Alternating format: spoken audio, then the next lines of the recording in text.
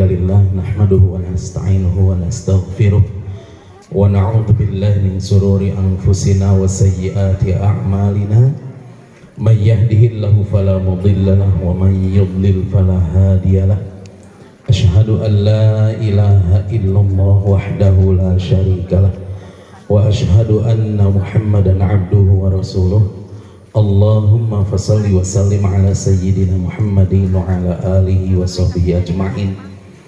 Amma ba'du fa ya ibadallah usikum wa iyaya nafsi bitaqwallah faqad fazal muttaqun haitsu qala ta'ala ya ayyuhalladzina amanu taqullaha haqqa tuqatih wa la tamutunna illa wa antum muslimun. Ya ayyuhan nasu taqu rabbakumul ladzi khalaqakum min nafsin wahidah wa khalaqa minha zawjaha wa batta minhuma rijalan katsiran wa nisaa'a wattaqullaha alladzi tasaaluna bihi wal arham innallaha kana 'alaikum raqiban. Ya ayyuhalladzina amanu taqullaha wa qulu qawlan sadida yuslih lakum a'malakum wa yaghfir lakum dhunubakum wa man yuti'illaha wa rasulahu faqad faza fawzan 'azima. Yang kami hormati pengasuh atau Ibu Haji kan, sebagai sesepuh di Yayasan Abdul Manaf ini, kemudian juga yang kami hormati Bapak Ketua Yayasan Abdul Manaf Singaparna, berikutnya Bapak Pembina Yayasan Abdul Manaf Singaparna, juga kepada Mudirul Ma'had Pondok Pesantren Tahfidzul Quran Al-Muslim, juga kepada seluruh aparatur pemerintah yang hadir pada kesempatan ini, juga kepada seluruh rekan-rekan wali santri yang telah berada di tempat yang insya Allah dimuliakan oleh Allah Subhanahu wa Ta'ala. Pertama-tama marilah kita untuk senantiasa manjatkan puji dan syukur kita kehadirat Allah Subhanahu wa Ta'ala, yang mana alhamdulillah pada kesempatan siang hari ini tanggal 13 Oktober 2024 Allah Subhanahu wa Ta'ala telah mengumpulkan kita, mempertemukan kita di tempat yang sungguh dimuliakan oleh Allah Subhanahu wa Ta'ala.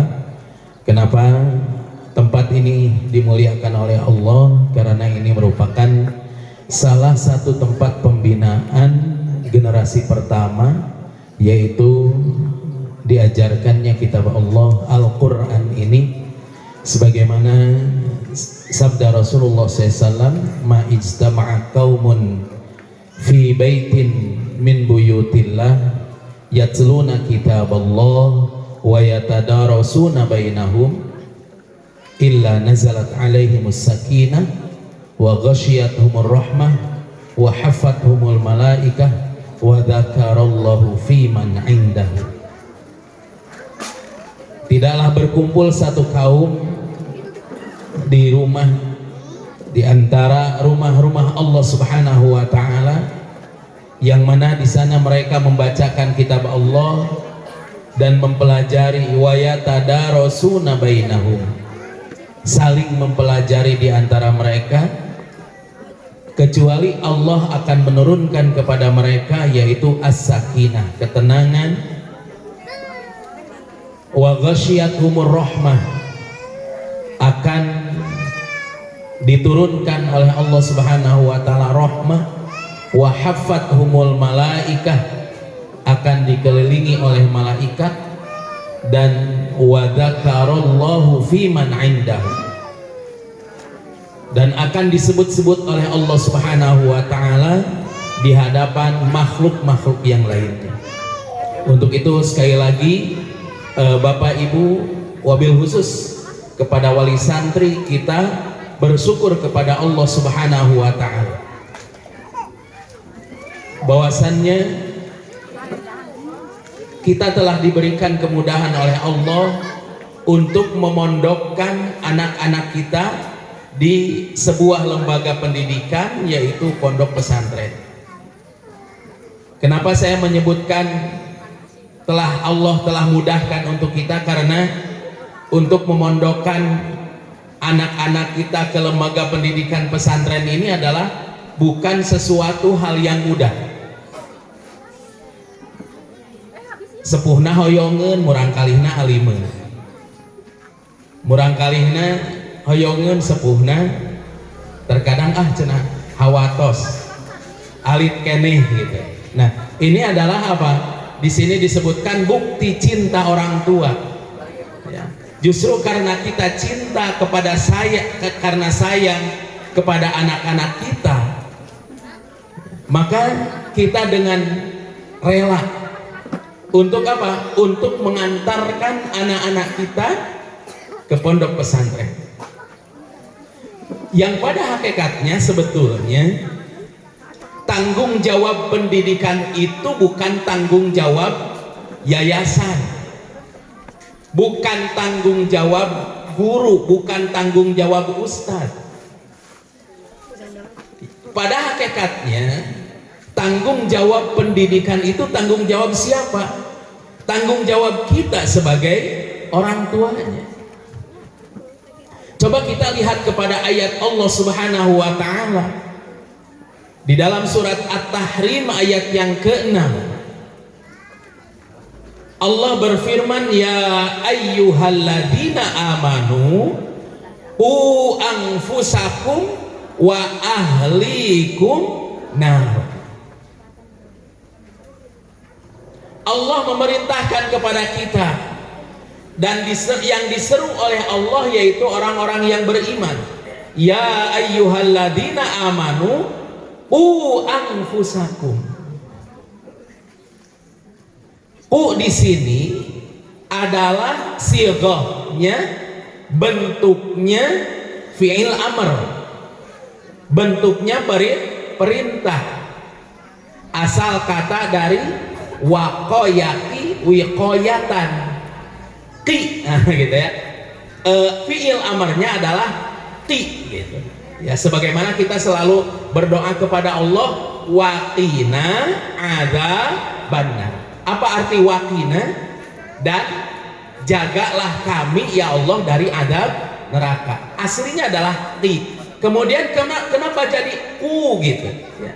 Ku di sini menunjukkan bahwasannya bentuk perintah di sini adalah bentuknya jamak, banyak untuk kita semua.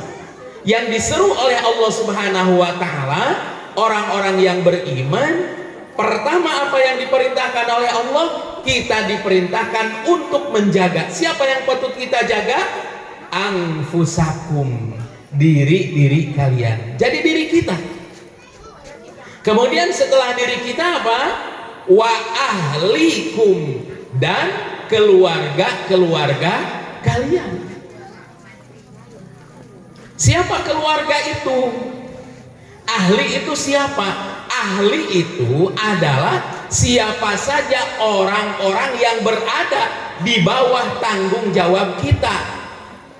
Kalau misalnya kita seorang suami, kita qawwam, sebagai pimpinan di rumah tangga, siapapun yang berada di bawah tanggung jawab kita, maka itu kewajiban kita untuk menjaganya dari apa? Dari api neraka.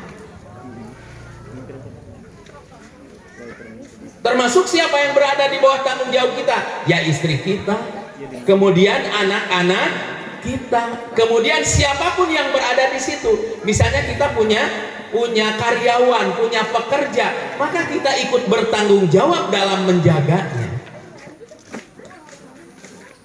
Apa yang diperintahkan oleh Allah Subhanahu wa taala dalam hal ini yaitu qu anfusakum wa ahlikum nar. Allah tidak memerintahkan untuk memberikan makan. Allah tidak memerintahkan untuk supaya diurus menjadi besar, menjadi dewasa, enggak. Maaf Bapak Ibu, aringan sakadar ngagengkeun wungkul mah, ngurus wungkul mah punten hayam oge tiasa. Bapak Ibu ningali hayam nu anakan teu kantos ningali. Ayam yang tadinya biasa-biasa saja, ketika dia punya anak jadi kumaha? Jadi galak. Kenapa? Karena dia punya tanggung jawab untuk membesarkan anak-anaknya supaya anaknya tumbuh dewasa. Nah, kalau seandainya hanya sekedar itu saja, membesarkan saja, memelihara saja, dari kecil menjadi besar, hewan pun bisa gitu. Nah, tapi apa yang diberikan oleh Allah Subhanahu wa Ta'ala, kewajiban kepada kita sebagai manusia, sebagai orang tua, sebagai suami, yaitu apa? Mina ahlikum naro, yaitu dari api neraka. Bagaimana caranya menghindarkan kita? Menghindarkan diri kita, menghindarkan keluarga kita dari api neraka. Maka dalam hal ini, di dalam tafsir Ibnu Katsir dijelaskan, di antaranya adalah pendapat Ali bin Abi Thalib radhiyallahu anhu. Beliau menyampaikan bahwasannya bagaimana cara menjaga diri kita dan keluarga kita dari api neraka. Ali bin Abi Thalib radhiyallahu anhu, beliau menyampaikan bahwasannya alimuhum wa addibuhum. Alimu, didiklah mereka, ajarilah mereka, wa addibuhum, dan berilah pendidikan kepada mereka. Nah, jadi itu sekali lagi bahwasannya sesungguhnya ataupun sejatinya kewajiban menjaga anak kita, keluarga kita dari api neraka itu, untuk mendidik anak-anak kita itu kewajiban kita sebetulnya. Kewajiban bapak-bapak, ibu-ibu, kalbet sim kuring, oke. Nah, tapi dalam hal ini bagaimana? Dalam hal ini karena kita menyadari mungkin adanya berbagai macam keterbatasan kita, baik dalam mendidik ataupun dalam beraktivitas, sehingga kita tidak bisa menjaga mendidik anak-anak kita, keluarga kita 100% di rumah. Maka dari itu perlu adanya kerjasama.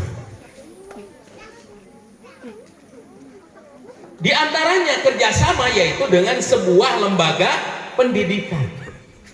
Insya Allah Bapak Ibu, kita tidak salah memasukkan anak-anak kita, menitipkan anak-anak kita di pondok pesantren manapun, termasuk di sini. Ya, termasuk anak saya juga ada di sini karena anak saya juga ada di sini gitu maksudnya. Gitu. Artinya kita tidak salah gitu. Ketika menitipkan anak-anak kita berada di pondok ini gitu, untuk dibina, untuk diarahkan tadi alimuhum wa addibuhum, cara menjaga anak-anak kita, keluarga kita dari api neraka itu diberikan ilmu, diberikan adab. Untuk itu perlu ada kerjasama di antara kita semua, baik kita sebagai orang tua, baik anak yang ada di pondok, kemudian para asatidah. Kita yakin dengan asatidah yang ada. Maka apa yang harus kita lakukan? Yang pertama adalah, ini untuk orang tua dulu ini. Untuk orang tua dulu yang memondokkan anaknya baik di pondok pesantren ataupun yang menitipkan anaknya untuk dibina, dididik di madrasah, di RTI Al-Muslim ini. Apa yang pertama harus kita lakukan? Yang pertama adalah ikhlaskan anak kita. Sudah, kita percayakan kepada guru kita, kita percayakan kepada para asatidz yang berada di sini. Apalagi ya Masya Allah di sini saya melihat itu bukan hanya sekedar para asatidnya saja, termasuk ibu pembinanya tadi Bu Haji itu luar biasa beliau itu, kami melihat ya. Beliau siang malam ya berada di sini. Katingali nanti menireueun pisan gitu. Simkering ikut bangga simkering oke gitu. Ya. Jadi kalau sama saya itu diibaratkan begini Bu Haji ya, Bu Haji itu kayak orang yang pingin punya mobil gitu. Sudah lama mengidam-idamkan pingin punya mobil, ternyata terlaksana beli mobil. Sehingga setiap hari mobilnya itu ditatap, diusap, kotor saalit, dielap gitu. Ya. Nah, beliau pun seperti itu gitu. Ya. Beliau sudah mengidam-idamkan sudah lama ingin apa? Ingin mewujudkan sebuah lembaga pendidikan pesantren dan sekarang terlaksana. Bukti cinta beliau kepada anak-anak kita. Beliau itu bukan nggak punya rumah, bapak-bapak, ibu-ibu, banyak rumah beliau itu 1, 2, 3 yang saya tahu aja beberapa di sini itu. Tapi beliau rela pindah ke sini Bu Haji. Gitu, Masya Allah itu. Ya. Mendampingi anak-anak kita. Ini luar biasa. Maka dari itu kita sebagai orang tua hendaklah senantiasa mengikhlaskan anak-anak kita. Sudah kita ikhlaskan, kita percayakan, hakikatnya kita titipkan kepada Allah Subhanahu wa Ta'ala. Karena dengan keikhlasan kita itu yang akan membantu memudahkan proses pendidikan anak-anak kita. Sebagaimana tadi disebutkan dalam hadis Rasulullah SAW yang diajarkan ataupun yang dihafalkan oleh anak-anak kita di dalam hadis Al-Arba'in, yang pertama adalah tentang masalah niat. Innamal a'malu binniyat. Sudah niatkan agar anak-anak kita pasrahkan kepada Allah agar menjadi orang yang soleh. Sudah. Ketika anak kita menjadi soleh, maka yang lain pun akan mengikuti. Kalau niatnya dunia, dunia akan dapat, tapi akhiratnya belum tentu dapat. Tapi kalau kita niatnya adalah akhirat untuk Allah, otomatis akhirat akan dapat dan dunia pun akan mengikutinya. Diibaratkan kalau kita mau beli sapi, kita beli tambang belum tentu dapat sapi. Tapi kalau kita beli sapi sudah pasti dapat apa? Dapat tambangnya. Mau mungkin sapi nawungkul dilepas. Nah, jadi begitu. Ketika kita mengejar akhirat, dunia pasti mengikutinya. Kita ikhlaskan agar anak-anak kita betul-betul menjadi anak-anak yang soleh, generasi yang soleh. Kenapa kita harus memiliki anak-anak yang soleh? Karena anak yang soleh adalah merupakan aset dunia akhirat. Bukan hanya dunia saja, tapi akhirat pun akan mendapatkannya. Sebagaimana Rasulullah SAW bersabda, "Idza mata ibnu Adam in qata'a amalihi illa min talatin shadaqatin jariyatin aw ilmin yuntafa'u bihi aw waladin sholihin yad'u lahu." Ketika anak Adam itu mati, idza mata banu Adam, apabila anak Adam mati, ataupun dalam redaksi lain hadisnya adalah idza matal insan, apabila manusia itu mati, meninggal, ingkoto amaluhu, maka terputus seluruh amalnya. Illa min talatin, kecuali 3 perkara. 3 perkara ini yang akan terus mengalir walaupun kita sudah tidak ada di alam dunia ini, walaupun kita sudah meninggal. Kalau dalam ilmu bisnis itu adalah sebagai passive income. Artinya walaupun kita sudah tidak beraktivitas, walaupun kita sudah tidak hidup lagi, tapi pahalanya akan terus mengalir. Di sini semuanya ada. Yang pertama tadi sodakotin jariyah, sodakoh yang diberikan oleh yayasan yang telah yang telah dibantukan kepada kita demi terselenggaranya pendidikan ini. Bagaimana mereka mewujudkan sarana prasarana yang ada di sini untuk siapa? Untuk kenyamanan anak-anak kita. Itu merupakan sedekah jariyah yang akan nanti mereka jemput di mana? Di akhirat. Karena begitu hadirin jamaah sekalian, bahwasannya ketika ruh yang thayyib itu, ruh yang baik ketika sudah mati berada di dalam di alam barzah, di alam kubur itu, Allah Subhanahu wa taala akan memerintahkan supaya apa? Kuburannya itu dilapangkan maddal basar. Dilapangkan sejauh mata memandang. Kemudian Allah akan memerintahkan kepada para malaikat untuk membukakan pintu-pintu surga. Maka nanti ruh yang thayyib itu, ruh yang baik itu, ruh orang yang beriman itu di alam barzahnya dilapangkan kuburannya, sebagaimana doa kita kan kepada orang yang meninggal. Di antaranya apa? Wa akrim nuzulahu wa wasi' madkhalahu. Lapangkanlah madkhalnya, lapangkanlah kuburannya. Maka betul nanti Allah akan melapangkan kuburan itu bukan semeter 2 meter, tapi madal basar, sejauh mata memandang. Kemudian dibukakan pintu-pintu surga dengan berbagai macam kenikmatan-kenikmatannya, tapi kita ruh yang baik ini belum bisa masuk ke dalam surga, hanya melihat kenikmatan-kenikmatannya. Kemudian apa yang dia minta kepada Allah, apa yang dia minta kepada Allah ketika melihat kenikmatan surga, kuburannya dilapangkan. Kemudian ruh yang thayyib itu mengatakan, Rabbi atis sa'ah hatta ati ila ahli wa mali. Ya Allah, segera datangkanlah kiamat kepadaku. Ingin apa?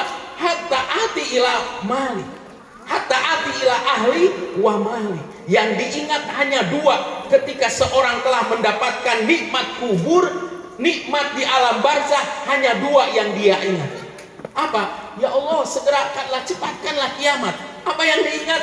Aku ingin segera bertemu dengan keluargaku. Hatta ati ila ahli wa mali. Yang kedua adalah hartanya, ingin segera dijemput. Apa yang telah disiapkan sarana prasarana ini, sedekah yang disiapkan oleh yayasan, itu akan dijemput di mana? Di hari kiamat. Bahkan ada sebuah kisah kisahnya di Jawa Tengah. Ada seorang ibu haji itu, dia itu sudah tua, tapi dia masih semangat untuk bekerja, berjualan. Kemudian ada yang mengomentari, Bu Haji itu kan sudah tua, Ibu Haji masih semangat untuk berusahakan, harta itu tidak akan dibawa mati gitu. Kemudian apa kata seorang Bu Haji tadi? Kata siapa harta tidak akan dibawa mati? Apa yang saya kumpulkan di dunia ini semuanya nanti akan saya jemput di mana? Akan saya jemput di akhirat. Maka sekarang hasil usaha saya ini saya titipkan di yayasan, saya titipkan di fakir miskin, saya titipkan di anak yatim, saya titipkan di lembaga-lembaga pendidikan. Nah, itulah yang akan saya jemput nanti pada hari kiamat. Jadi begitu. Nah, maka inilah yang kedua, sedaqatin jariyatin au ilmin yuntafa'u bihi. Yang kedua adalah ilmu yang bermanfaat. Di samping sarana prasarananya, para dermawan, para muhsinin telah memberikan fasilitas. Kemudian juga ada mu'alimnya. Karena yang akan mengalir pahala terus itu, yaitu apa? Au ilmin yuntafa'u bihi, ilmu yang bermanfaat. Para asatidah di sini telah mengajarkan kepada anak-anak kita ilmu, dan itu yang akan terus mengalir bagi mereka. Ketika para asatidah sudah meninggal, maka dari itu ya, kami juga berpesan, ya, bukan berpesan karena memang ini ya dulunya santri-santri kami juga gitu, santri-santri kami juga, dan sekarang alhamdulillah kami merasa bangga, ya, kami merasa bangga karena para santri-santri kami, alumni dari Pondok Pesantren Tahfidzul Quran Al-Huda juga sudah bisa membantu demi terselenggaranya pendidikan di sini. Alhamdulillah. Jadi ada kolaborasi, ada kerjasama dari para agniya muslimin yang memiliki sarana, kemudian juga para asatidzah.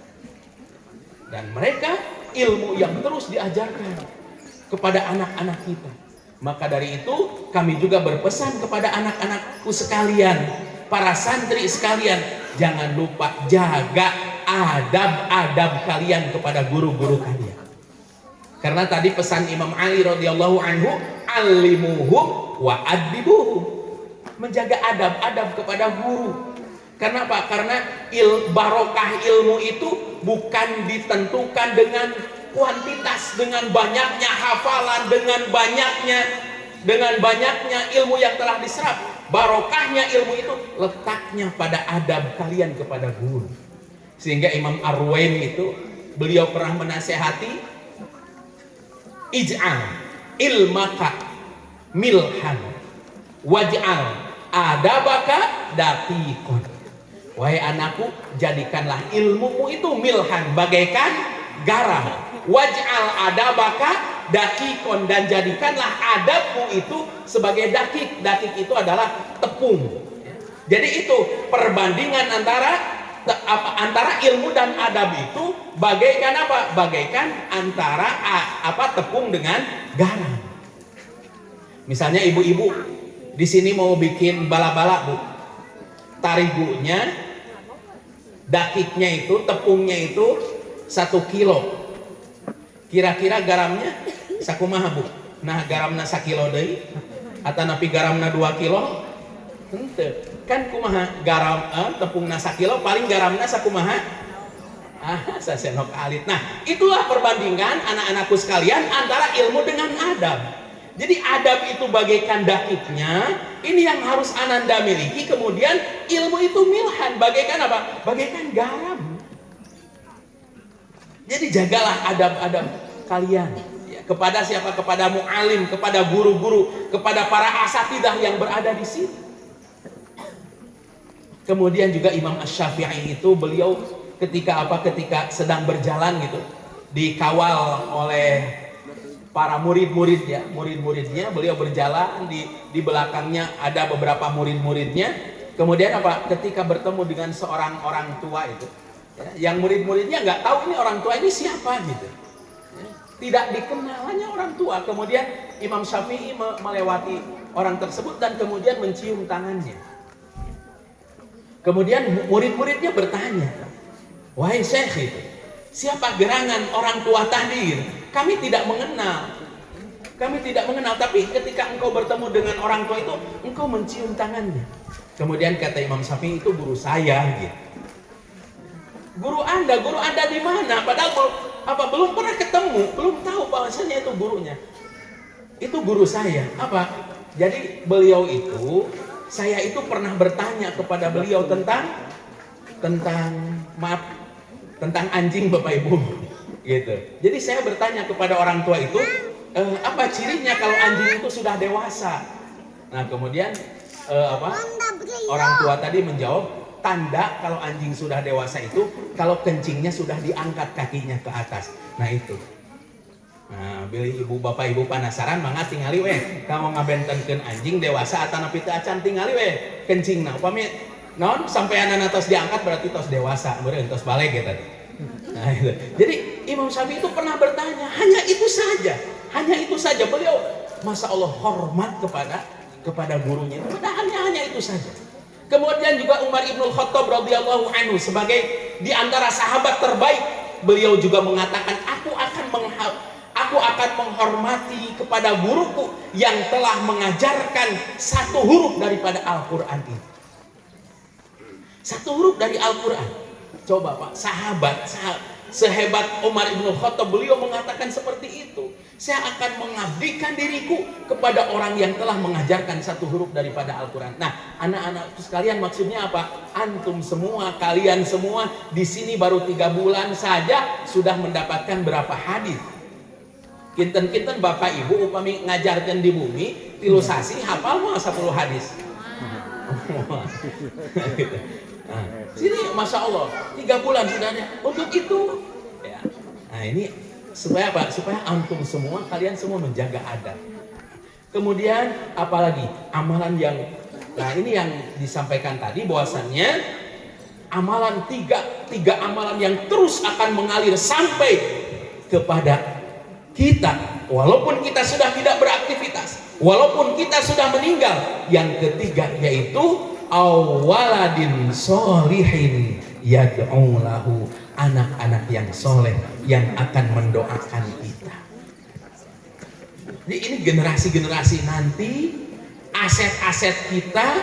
Itulah kenapa kita harus memiliki anak yang soleh, karena anak yang soleh itu aset dunia dan akhirat yang akan mendoakan kita ketika nanti kita sudah meninggal, kita sudah berada di alam barzakh. Apa yang kita harapkan, apa yang kita tunggu-tunggu, yang kita tunggu-tunggu setiap harinya, setiap saatnya, bukan kiriman sarung BHS, bukan. Yang kita tunggu-tunggu ketika kita sudah berada di alam barzakh, bukan kiriman beras 2 karung, bukan. Tapi yang kita tunggu-tunggu ketika kita sudah meninggal adalah apa? Doa daripada anak-anak yang soleh. Maka dari itu yang pertama tadi, ikhlaskan yang harus senantiasa ada di dalam diri kita. Kemudian yang kedua apa? Kewajiban kita. Kewajiban kita sebagai orang tua ketika anak kita berada di pondok. Yang kedua adalah jangan lupa Bapak Ibu doakan anak-anak kita. Doakan anak-anak kita, doakan para asatidahnya, doakan para muhsininnya, para dermawan-dermawannya, doakan semuanya. Di setiap sholat kita, di setiap doa-doa kita, jangan lupa kita doakan. Ingat pelajaran daripada Nabi Ibrahim alaihi salam. Secara fisik Nabi Ibrahim itu jauh antara dirinya dengan Nabi Ismail. Coba kalau kita ya sekarang ini, kalau kita sekarang ini meninggalkan anak-anak kita di sini, kita merasa apa? Merasa tenang. Lihat fasilitas tempat tidurnya ada, yang mungkin di rumah kita belum tentu semewah yang di sini gitu tempat tidurnya itu. Bahkan makanan sehariannya pun belum tentu semewah yang di sini walaupun di rumah kita. Tapi Nabi Ibrahim apa? Ketika beliau meninggalkan istri dan anaknya itu di tempat, jangankan apa? Jangankan tumbuhan, jangankan air, tumbuhan pun tidak ada. Tumbuhan pun tidak ada, berarti menandakan apa? Menandakan tidak ada air.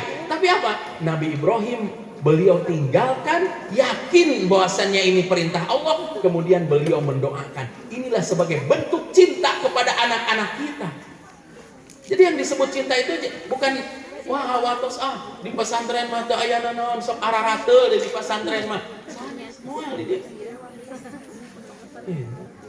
Udah kita bentuk cinta kita adalah doakan kepada hubungan apa? Jalin hubungan kita. Kuatkan hubungan kita walaupun kita jauh dengan apa? Dengan doa-doa kita. Di setiap sholat tadi, di kapanpun kita doakan anak-anak kita, doakan pesantrennya, doakan para asatidnya. Sehingga Nabi Ibrahim pun seperti itu. Ketika beliau bertemu dengan anaknya, anaknya menjadi seorang yang sungguh bertakwa kepada Allah Subhanahu wa Ta'ala. Bagaimana coba kita bayangkan ketika sudah lama berpisah, kemudian apa? Kemudian datang perintah dari Allah Subhanahu wa Ta'ala melalui mimpinya. Untuk apa? Menyembelih anaknya, perintahnya. Padahal mimpi seorang nabi, mimpi seorang rasul itu adalah merupakan sebuah wahyu dari Allah. Falamma balagha ma'usaya qala ya bunayya ya bunayya inni ara fil manam anni adbahu fangdur madza. Wahai anakku, gitu ya. Jadi ketika Nabi Ismail itu sudah beranjak, ya mungkin usia seginilah gitu. Jadi tiba-tiba Nabi Ibrahim itu datang bukan apa? Datang bukan membawa bekal, datang bukan membawa oleh-oleh bukan, tapi justru membawa perintah dari Allah Subhanahu wa taala untuk menyembelih anaknya. Apa yang disampaikan? Inni aro fil manam anni adbahuka. Wahai anakku, sesungguhnya aku ini bermimpi. Anni adbahuka, sesungguhnya aku telah menyembelihmu. Tadi disebutkan bahwasannya mimpi seorang rasul itu adalah merupakan sebuah wahyu dari Allah. Tapi bagaimana seorang Nabi Ibrahim, seorang ayah yang bijak, seorang bapak yang bijak, tidak langsung, udah kalau gitu ayo kamu saya sembelih. Gak gitu juga. Seorang ayah yang bijak itu, beliau masih berkomunikasi dengan anaknya. Fangdur madza taro. Wahai anakku, coba antum pikirkan, coba kamu pikirkan. Bagaimana menurut pendapatmu gitu. Nabi Ibrahim masih bertanya kepada anaknya. Padahal seandainya Nabi Ibrahim mengatakan kepada anaknya itu, wahai Ismail, ayo saya telah diperintahkan oleh Allah untuk menyembelihmu. Nabi Ismail tidak akan menentang, dia akan taat juga. Tapi Nabi Ibrahim ini adalah merupakan gambaran bagaimana kebijaksanaan seorang ayah. Jadi tidak diktator, tidak mendiskriminasi kepada anaknya, diminta dulu pendapatnya. Fangdur madza taro. Bagaimana Ismail? Coba pendapatmu seperti apa? Otomatis seorang anak yang soleh menjawab, ya abatif alma tukmar satajiduni insyaallahu minas sabirin. Wahai bapakku, wahai abi, wahai ayah, laksanakan ya abatif alma tukmar, apa yang telah diperintahkan oleh Allah kepadamu. Satajiduni insyaallahu minas sabirin, engkau akan mendapatkan aku di antara orang-orang yang sabar. Sudah berjalan dari dari dekat rumah Nabi Ibrahim ke tempat penyembelihan. Coba kalau kita pikirkan jalan berdua, seorang anak, seorang ayah, yang mana ayah ini mau menyembelih anaknya. Berjalan berdua, kira-kira apa ya yang diobrolkannya itu berjalan aja gitu. Padahal itu baru ketemu setelah sekian tahun beliau tinggalkan. Nah, tapi pasrah dengan seperti itu, dengan perintah Allah Subhanahu wa taala yang akhirnya Allah menggantikannya dengan bidzibhin azim wa fadainahu bidzibhin azim. Kemudian aku ganti dengan seekor hewan sembelihan yang gemuk, yang besar. Dan itu tidak direncanakan. Nabi Ibrahim tidak punya perasaan, wah amanlah nanti juga diganti oleh Allah. Enggak. Nabi Ismail pun tidak seperti itu. Tenanglah nanti juga diganti. Bukan. Tetap ini adalah merupakan suatu ujian dari Allah Subhanahu wa taala. Maka yang kedua tadi, kita selalu mendoakan Bapak Ibu, selalu mendoakan anak-anak kita walaupun kita jauh. Jauhnya kita tidak sejauh Nabi Ibrahim dari Mesir kemana? Ke Makkah Mukarramah, bukan. Tapi kita hanya paling beberapa kilo ya. Kita pakai motor, pakai kendaraan saja dari rumah paling setengah jam, paling 1 jam gitu. Tidak jauh. Tapi walaupun seperti itu ya, bagi bapak-bapak, ibu-ibu yang baru menyekolahkan anaknya, memondokkan anaknya, tentu ada kerinduan, tentu ada rasa kangen. Sama saya juga walaupun ini bukan yang pertama anak saya ini. Anak saya ini bungsu paling kecil, nomor 9. Ini anak saya nomor 9 ini, bungsu ini. Walaupun anak yang terakhir, tapi tetap ada rasa ada rasa kangen, ada rasa rindu. Padahal kakak-kakaknya semuanya mondok semua. Jadi dari nomor 1 sampai 8 sampai 9 itu semuanya mondok, tidak ada yang tidak mondok, semuanya mondok gitu. Ya, dan alhamdulillah ini tasyakur binikmah, barusan juga dapat player dari pondoknya di Solo itu, kakaknya ini yang nomor 8 ada player, alhamdulillah sudah menyelesaikan hafalannya 5 juz sekali duduk katanya gitu. Alhamdulillah ini ya tahaduf binikmah, mudah-mudahan menjadi motivasi untuk kita semua ya, terutama kita yang sebagai orang tua. Nah, jadi itu Bapak Ibu, doakan terus Terus ya doakan anak-anak kita. Ketika ada rasa kangen, rasa rindu, sudah kita titipkan ini kepada siapa? Kepada Allah Subhanahu wa taala, yang Allah Subhanahu wa taala yang akan menjaganya.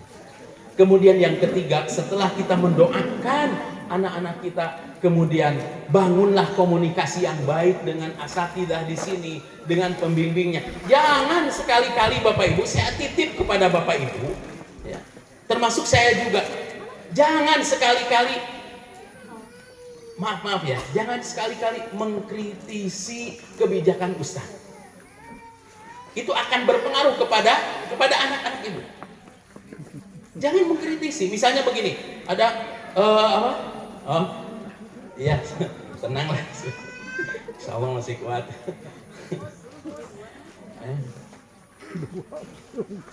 Jadi jangan apa? Jangan mengkritisi. Misalnya begini.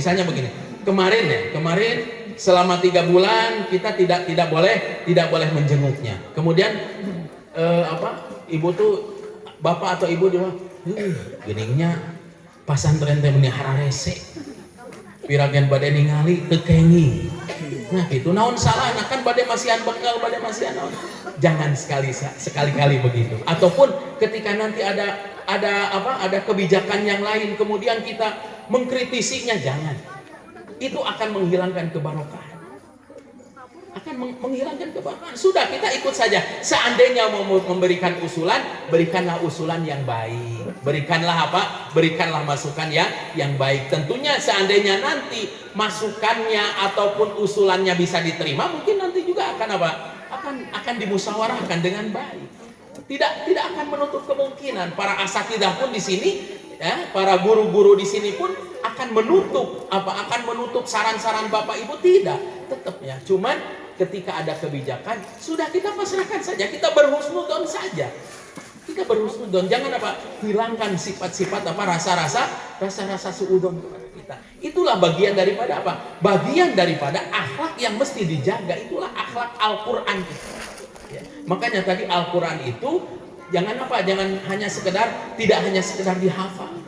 Bapak Ibu, insya Allah kami saya sendiri itu akan mengikuti daurah tadarus Al-Quran di Mekah selama 7 hari nanti di bulan November. Ya, insya Allah saya akan berangkat ke sana. Ya, itu dalam mempraktekkan ini Pak, 5 tak gitu, 5 tak dalam memahami Al-Quran itu. Ada 5 tak. Yang pertama adalah tamhid ya, karena dari sekarang ini sudah mulai terus pembekalan ya. Saya di Jakarta 10 kali pertemuan sebelum nanti berangkat ke sana ya, bersama Syekh ini ya, bersama Syekh Syekh pembimbing ini sudah dibekali untuk 5 tak ini. Jadi sehingga kita nanti pas daurah di sana selama 7 hari di sana bersama dengan para masyayikh yang lain, kita tidak kesulitan terutama dalam bahasa ya. Jadi 5 tak ini yang pertama tamhid ya, tamhid itu jadi Al-Qur'an itu sebelum dipelajari dibuka dulu, kasih prolog dulu. Misalnya surat Al-Fatihah ini turunnya di mana? Kenapa disebut Al-Fatihah di mukadimah? Kemudian yang kedua tilawah. Setelah tamhid kemudian tilawah. Tilawah itu artinya dibaca dengan benar, dengan makhorijul huruf yang benar. Ya, karena Al-Quran itu adalah bahasa Arab, itu salah huruf salah arti. Makanya alhamdulillah di sini anak-anak kita kan tadi disampaikan oleh mudir tidak langsung menghafal, tapi diajarkan dulu tahsinnya, makhorijul hurufnya. Kenapa? Karena salah huruf salah arti. Misalnya begini, kita membaca surat Al-Fatihah, alhamdulillahirabbil alamin, gitu. Kan banyak yang begitu. Tidak alamin. Apa bedanya antara alamin dengan alamin? Kalau alamin itu artinya apa? Seluruh alam. Tapi kalau alam artinya apa? Penyakit. Robbul alamin, robnya segala penyakit. Itu udah salah huruf, salah arti, jauh artinya itu. Nah, makanya yang kedua tadi setelah tamhid kemudian tilawah. Tilawah dibaca dengan benar sesuai dengan makhorijul huruf yang benar. Kemudian yang ketiga yaitu tafsir atau terjemah. Jadi setelah tilawah dibaca, terjemahkan. Kemudian setelah diterjemahkan tadabur, baru yang keempat yaitu tadabur. Tadabur itu direnungkan. Setelah dibaca tafsirnya, direnungkan isinya. Tadabur ini metode diantara metode untuk melunakkan hati, untuk melunakkan hati, untuk mengobati hati. Ya, jadi kan tombo hati itu ada 5. Ya. Obat hati yang sakit itu ada 5. Di antaranya adalah membaca Al-Quran, tilawatul Quran bitadabur, membaca Al-Quran dengan tadabur. Nah, tadabur ya, jadi sehingga para sahabat itu, Bapak Ibu, para sahabat itu mereka tidak melalui hari-harinya kecuali dalam satu hari itu sudah mentadaburi 10 ayat. Itu para sahabat. Jadi di samping para sahabat itu membaca terus ya, kemudian ditadaburi. Setiap hari mereka itu mentadaburi 10 ayat minimal. Nah, kalau kita jangan banyak-banyak lah, nggak usah 10 ayat. Mungkin kalau kita 1 ayat, 2 ayat. Kalau mau ya surat-surat pendek ya, misalnya dari juz amma, surat An-Nas, itu terus ya ditadaburi. Jadi para sahabat itu begitu, mereka 10 ayat dalam sehari mentadaburi ayat. Nah, jadi setelah tadabur baru akan lahir apa? Akan lahir tazkiyah. Tazkiyah itu apa? Tazkiyah itu artinya mengamal. Sanes isyarat atau sanes itu.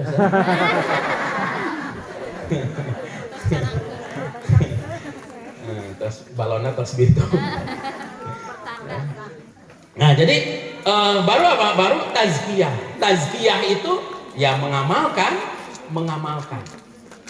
Jadi setelah apa tadi? Tadabur, kemudian mengamalkan. Nah, inilah yang terpenting di dalam kehidupan kita, bagaimana mengaplikasikan Al-Qur'an itu di dalam apa? Di dalam kehidupan kita. Ya, jadi bukan hanya Al-Qur'an di sini, kita amalan di mana gitu, ya. Kita menyesuaikan. Makanya ini disebut dengan majelis tadarus ya. Tadarus dengan metode 5. Iya, oh, mohon tuh balona terus meletus atas kedah atasan. Mangga sekedap deui insyaallah. Ya. Nah, jadi majelis tadarus itu ya mempelajari Al-Qur'an. Nah, mempelajari tadi dengan metode 5T. Insyaallah ini setiap tahunnya ada. Saya termasuk angkatan kedua ya. Angkatan kedua, mudah-mudahan nanti dari sini ya Pak Haji, Bu Haji bisa ngutus lah. Biasanya nanti kalau setelah pulang dari sana, tahun berikutnya yang sudah pulang dari sana itu supaya memberikan undangan juga kepada pondok yang dikenal, bisa nanti ke sini. Saya juga dapat undangan dari pondok pesantren yang berada di Cirebon. Ya, salah satu peserta tahun kemarin yang ikut, kemudian beliau mengundang ke kami, dan alhamdulillah setelah dimusyawarahkan di pondok dengan yayasan, memutuskan ya sudah, insya Allah kami akan berangkat ya, karena memang di antara syaratnya juga memang harus S1 di bidang pendidikan. Nah, jadi itu Bapak Ibu. Jadi yang pertama tadi mengikhlaskan ya, ikhlaskan anak-anak kita, kemudian mendoakan, kemudian yang ketiga yaitu jangan sekali-kali mengkritisi dengan kebijakan pondok yang ada. Itu bagian daripada akhlak, itu bagian daripada adab. Nah, kemudian sedikit kami sampaikan juga kepada para asatidzah, kepada para ustadz yang mengasuh di sini, kepada para mu'alim, hendaklah melaksanakan amanah ini dengan penuh kesungguhan, dengan penuh mujahadah, dengan penuh kesungguhan. Yang pertama, amanah ini bukan hanya amanah dari yayasan, tapi hakikatnya amanah dari Allah Subhanahu wa Ta'ala. Allah telah menitipkan, telah memberikan ilmu kepada kita, Allah telah mempercayakan kepada kita. Ini adalah merupakan suatu karunia yang besar, karena tidak semua orang diberikan ilmu oleh Allah Subhanahu wa Ta'ala. Nah, ini amanah. Allah telah memberikan ilmu kepada kita, kemudian untuk menyampaikannya kepada seluruh halayak, kepada seluruh kaum muslimin, wabil khusus yang berada di dalam tanggung jawab antum semua. Sekali lagi, ini amanah ini dari Allah Subhanahu wa Ta'ala. Kemudian juga jaga juga ya para asatidzah sekalian, hubungan baik antum semua senantiasa berkoordinasi dengan yayasan yang menaungi antum di sini, yang memayungi antum semua yang berada di pondok pesantren ini. Jaga hubungan baik, anggaplah yayasan ini sebagai orang tua antum semua yang harus senantiasa antum antum dengarkan nasihatnya, yang harus senantiasa antum ikuti arahan-arahannya. Ya, jadi laksanakan amanah ini dengan penuh kesungguhan, amanah ini dengan penuh mujahadah. Karena dengan mujahadah, dengan kita kita menyadari bahwasannya adalah merupakan suatu amanah, ya, suatu amanah, insya Allah dalam menjalankan tugas akan diberikan kemudahan dan akan diringankan oleh Allah. Kemudian juga amanah dari yayasan, amanah juga dari orang tua. Mumpung saya di lembaga kami juga selalu menyampaikan begitu kepada para asatidzah, kepada para dewan-dewan pimpinan yang ada di sana, kami selalu mengamanahkan kepada mereka, mumpung kita baru sedikit, mari kita jalankan dengan baik. Kalau sudah nanti berbenah, ketika kita sudah banyak, ketika sudah besar, itu susah biasanya mau dari mana ini mulainya. Tapi mumpung kita di awal ini, mari seandainya ada hal-hal yang perlu kita perbaiki dari awal. Mungkin itulah Bapak Ibu yang dapat kami sampaikan, yang mudah-mudahan di pertemuan kali ini. Sekali lagi, ketika saya diminta untuk menjadi pemateri di siang hari ini, lastu bi khairikum, bukannya dalam artian saya yang terbaik di antara antum semua, tapi karena ini adalah merupakan salah satu qadarullah, ketentuan dari Allah Subhanahu wa taala, dan ini juga menunjukkan bahwasannya betapa dekatnya hubungan kami dengan pesantren ini, betapa dekatnya hubungan kami dengan bapak-bapak, ibu-ibu, ya, bahkan ya ibu haji ini bukan hanya sekedar hubungan dekat secara organisasi saja, tapi kami sudah menganggap beliau sebagai orang tua kami yang selalu mensupport, ya. Pendidikan kami di sana pun selalu disupport oleh beliau, ya, di Al-Huda itu juga, dan alhamdulillah sekarang berada di sini. Jadi artinya ini terus dan diantara untuk mengembangkan pendidikan di masyarakat kita. Yuklah orang dukung sadayana, orang kepung Pak, ya, di saat-saat ini kemerosotan moral, dekadensi moral, dan lain sebagainya. Kita sangat mengkhawatirkan, ya, bagaimana anak-anak yang berada di luar sana. Tapi dengan adanya pondok pesantren ini, dimanapun Anda berada, mudah-mudahan ini menjadikan solusi demi terwujudnya anak-anak kita, generasi yang solih-solihah. Sekian, kurang lebihnya mohon maaf. Aku qouli hadza wa astaghfirullahal adzim li wa lakum wa lisairil muslimin min kulli dzanbin fastaghfiruh. Innahu huwal ghafurur rahim. Subhanakallahumma bihamdika asyhadu an la ilaha